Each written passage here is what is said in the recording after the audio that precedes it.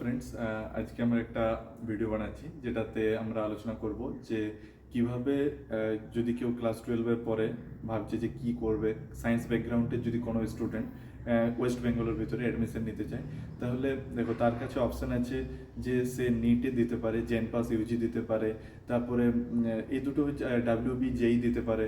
তারপরে যদি সে শুধুমাত্র ফিজিওথেরাপি করতে চায় তাহলে সেক্ষেত্রে ওকে এনআইএলডির আলাদা এক্সাম হয়, সেটা দিতে পারে।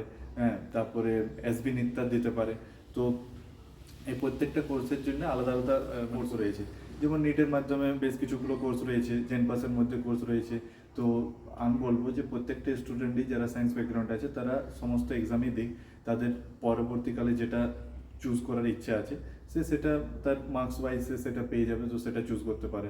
তো হ্যাঁ, এখানে যেহেতু আমরা ফিজিওথেরাপি করছি, তো ফিজিওথেরাপির জন্য এক্সট্রা হিসাবে আমরা বলতে পারি যে এনআইএলডি আর এসবি নিত্যার আর তার সাথে জেন পাস, এই তিনটেই দেওয়া দরকার।